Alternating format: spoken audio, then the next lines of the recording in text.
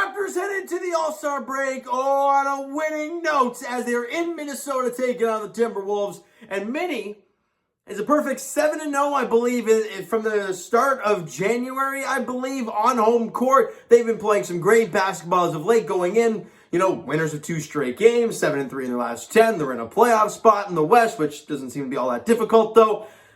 And the Raptors go in there. And before tip-off even happens, you know, Pat Beverly just started to do Pat Beverly things, getting in the grill of Gary Trent. Referee starts getting in between. Then Pat Beverly gets in Gary Trent Jr.'s face. They have a yap fest. I see Edwards and Scotty clapping and laughing. And I'm like, okay, this is weird. But what did we all used to say about Kyle Lowry? Don't poke the bear. Don't get under his skin. Because all he's going to do now is kick your teeth in on the court. And everything settles down. They both get tees, and off we go. Well, if I'm not mistaken, Gary Trent Jr. then decided to drop 15 in the first quarter. Or 13, or something like that. At least double digits in the first quarter. And he was feeling it early, right? When Scotty threw it down, he's all fired up. You know, after the steal, he helped the steal of Patrick Beverly, leading to the slam. He's drilling a couple threes, yelling into the crowd. Like, he is absolutely pumped the way this game started. And in that first, Raptors led by 13 at one point. They cut it to 7. But the Raptors are still up by 7 at the break, 30-23. We go into the second quarter, and the Raptors' offense just really can't do anything. Defensively, they're having a tough time, and they lose that quarter by 9, 28-19. And at one point, that 13-point advantage is in the distant future, or the distant past. You know, and you are now trailing by 2 at halftime. Not where you want to be. But you got to come out in the third with some mojo. And you don't. Then Pat Beverly elbows OG in the face, and they get nothing because OG shoves the guy, and he gets the flagrant. Or like the referees, Tony Brothers. If you guys have watched my videos over the past few years, dating back to the 2019 championship year, you'll know my hatred for Tony Brothers. It goes deep. It goes real deep. And watching that nonsense happen, it just brings it all back to fruition. Watching Tony Brothers screw over the Raptors night in, night out. And you look at the free throw discrepancy there heading into the fourth quarter. It's there as well. And in that third, and I got to admit, guys, it's kind of wild that this happened to me. I'm going to give you a little story. So I'm watching this game, right, kind of chilling, watching it. Watching Raptors kind of go back and forth, being down 5, 6, then down to 4, then back to 6. And at one point, I don't know what possessed me, but I got up and got in my crouch. I'm like, all right, fellas, you know, shorts roll up, and I'm getting down to my defensive stance, and I'm clapping, trying to get the boys all hyped up. And that was when they were down 6 late in the third. You all know what happened after that. They get it down to 2. They're down by 2 heading into the fourth quarter, right? It's 23-23, but you can start to see the defensive intensity start to pick up. And in the fourth, the Raptors, I mean, can we talk about not only, you know, did Gary Trent knock down some big shots, Pascal, can we talk about Precious Achiuwa, Thaddeus Young, and Chris Boucher? Those guys made an absolutely incredible impact in that fourth quarter. Meanwhile, I'm still in my defensive stance because I'm like, okay, this is working. I ain't moving. And I keep going, and I'm getting jacked up. And the Raptors just keep on playing hard after hard after hard. And on every play, they clamp down on the T-Wolves. It leads to their offense. And the Raptors just build up a lead. And they get it to at one point 10. And they build it. Now, there were a few instances where they cut it down. They got it down to 5 at one point. But then out of a timeout, Gary Trent's like, I'm going to dribble. I'll step to the side, take a 3. Not a big deal. Knock that down. Hey, Pat Bev, shove it, pal. Don't poke the bear next time. What a job from Gary Trent Jr. in this game. Not doing anything crazy, not yelling in Beverly's face. I mean, the hard foul he had going to the rim, and Pat Beverly, you know, walking right towards Gary, ends up, I didn't do it. Gary walk right past him, go to the free throw line. Not a big deal. Don't let it bother you. goes to the free throw line. Professional mentality for Gary Trent. Had the nonsense at the beginning. He's like, okay, you want to play like that? I'm going to knock down shots over you all night long. And he did. In that fourth quarter, the Raptors outscore the Minnesota Timberwolves 31-17. This is a Timberwolves team. Get this one.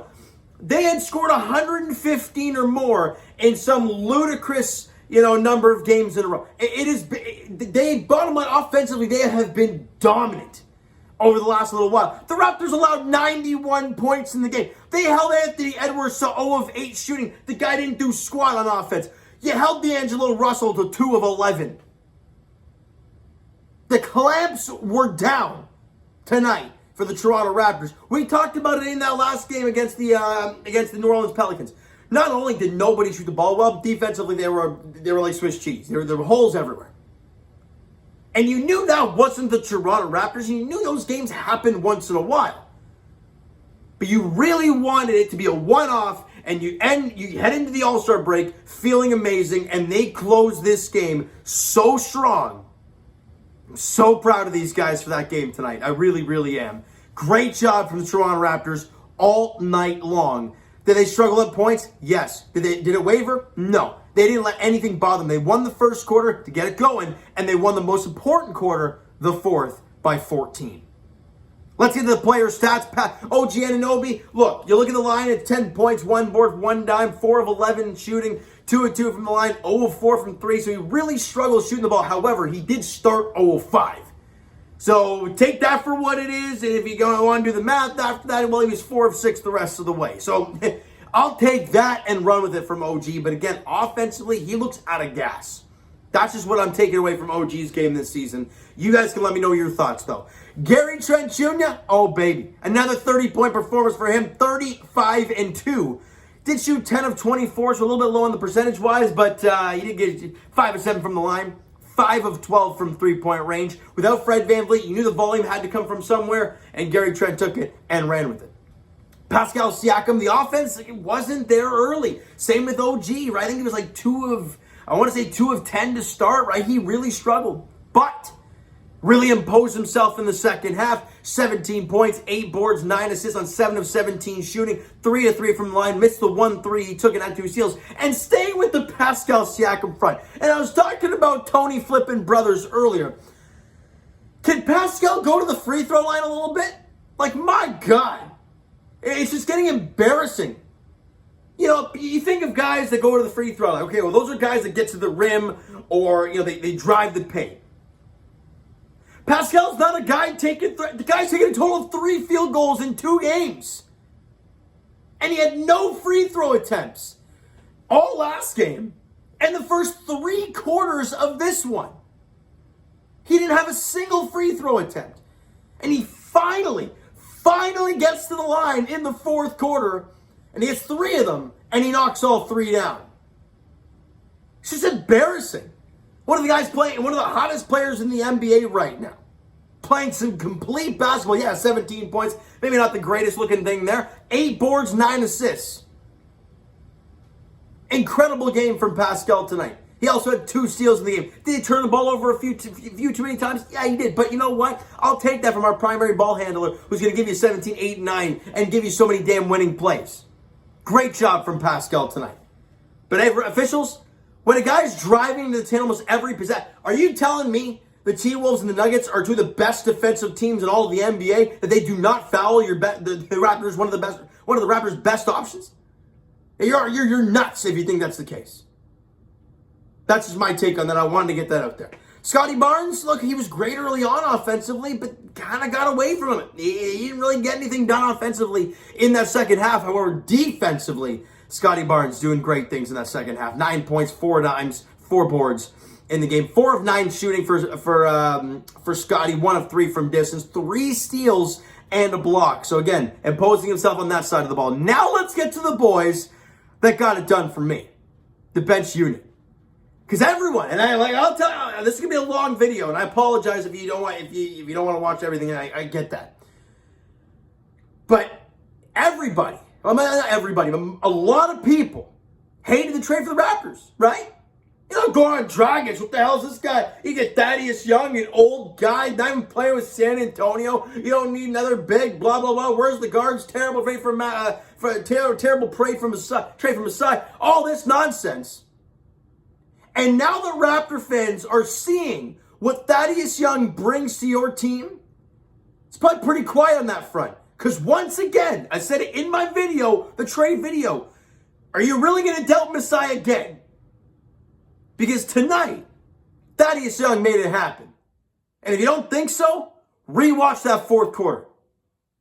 His cuts without the ball, incredible. Defensively, the job he did when he got switched on to Cat was incredible. His rebounding. I mean, his screens, just everything. Thaddeus Young made it happen. 10 points, 5 boards, and a dime. Shot 5 and 9 from the field. Had a steal and a denial in the game. He got it done. And Raptor fans, look, I understand he's a 33-year-old and he's expiring contract and all this nonsense. But Masai did it again. He turned nothing, literally nothing, in Goran Dragic into Thaddeus Young, who just made a massive impact in the fourth quarter against a good team on the road before the All-Star break. And Chris Boucher, incredible again. Look, yeah, 5 points, 1 of 3 shooting, 2 of 2 from the line, 1 of 3 from distance, 1 from distance. Nothing to go crazy about. But the guy had 10 rebounds and he had 2 blocks, both blocks in the fourth quarter. One was when the defensive intensity was at an all-time high, and it was like an angry rejection that sent it right down the middle of the court. The other one was help defense when OG was on Cat. Cat tried to drive on OG, overcomes Boucher to help, and he rejects it in front of Cat's face. He's yelling about a foul. Well, Boucher's getting pumped because the Raptors' defense is dialed in. Incredible. And can we talk about Precious Achiuwa, baby? The defense on Cat, look, you can only do so much against Karl Anthony Towns, but every time he got it, Precious is right in tight, body to body, making everything tough for Cat. And he also had 11 points, 6 boards, and a dime, shot 5 and 9, knocked down a corner 3. He was 1 of 3 in the game. Precious made it happen again. And these are the type of games you look at from Precious Achiuwa, and you're like, damn, this guy can do it. And he's only, 22 years old? Again, trust in Masai. It's wild that it keeps happening, and nobody continues to learn, but Thaddeus was great tonight. Precious was phenomenal tonight. Boucher was incredible. If I'm not mistaken, the Raptors outscored their bench. Yeah, that doesn't happen very often, but they did tonight.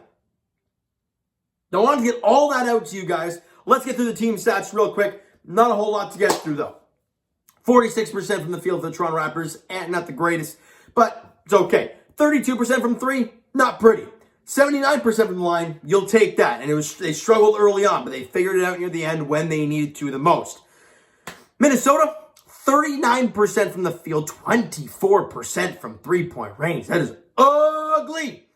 And they shot 72% from the line. So both teams got better as the game went from the free throw line. They were in the 50s at one point. It was both pretty damn ugly. But plus 18 in points in the paint for the Toronto Raptors. That's really the only sizable gap number throughout the game. You hold D'Lo. You hold Anthony Edwards. Your big guys get it done with Gary Trent and Pascal Siakam. Your bench gave you a ton of energy. Even Malachi Flynn gave you a few couple minutes on a gorgeous feed to the great cut from Thaddeus Young. Right in the pocket, he lays it up and through. Calm, cool, and collected veteran presence from Thaddeus. Everybody got it done tonight for the Toronto Raptors. It's a team effort, and you win by 12, 103-91. You're now 32 and 25, 7 games over 500 heading into the All-Star break. A long video, probably one of the longest in a while, but I had a lot I wanted to get to. All right? Now, the next contest for the Toronto Raptors is not until next Friday. So a week this Friday, was that 9 days away? If we want to do the math right, maybe if you look at it, 8 days. If you look at today being over, then 8 days, I guess, technically. But long way away for another basketball game for the Toronto Raptors. For now, Raptor fans, maybe flip over to hockey and watch the Leaf games and watch my videos about the Leafs. Or if you want to watch the All-Star game and all that stuff and watch Fred VanVleet compete in the three-point contest, you guys can do that as well. But you know what, guys? That is going to do it for this one and the informal first half of the year. I know we're in game 50-something already, so first half's already over. But informal first half of the season has come to a close for the Toronto Raptors, 32-25 on the season. How are you feeling, Raptor fans? How do you feel about this team moving forward? With Boston Celtics losing to Detroit tonight, Raptors moving on up a little bit, creeping up behind Boston for that 6th seed again, and with the with the Nets continuing to fall off a cliff, it's wild. But when the Raptors come back, they play some very important opponents. I believe they get Charlotte, Atlanta, and Brooklyn twice. Those teams are right in it with the Raptors. They're in the 8th seed, the 9th seed, the 10th seed. Like, they're right there against the Toronto Raptors. It's going to be a dogfight coming out of the break. But game 1 of that stretch is on Friday in Charlotte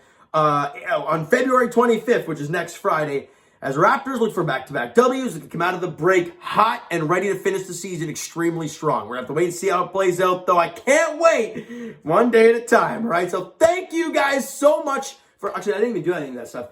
Smack the like button, do appreciate that, guys. Hit the subscribe button, you guys not already. Comment down below thoughts on the video, thoughts on the game, what you like, what you not like from today's game day for the Toronto Raptors. The Twitter link is down below. So follow up, send me a DM, do all that great stuff. The Instagram link is also down below, so follow up there if you guys have not done so already. And I will talk to you guys Leafs edition tomorrow. Tomorrow, as they are at home taking on the Pittsburgh Penguins. Still no fans in the stands. Wait, no, is the fans in the stands tomorrow? 17th. It might be. Either way, Leafs are at home taking on the Penguins tomorrow night as the Bloods look to build off of that 6-2 win against the Kraken there a couple nights ago. There we go. All right, and as for the Toronto Raptors, as I mentioned, guys, their next game is on Friday, February 25th of a week, this Friday, as they're in Charlotte taking on the Hornets. Enjoy your All-Star weekend, and I'll talk to you guys then.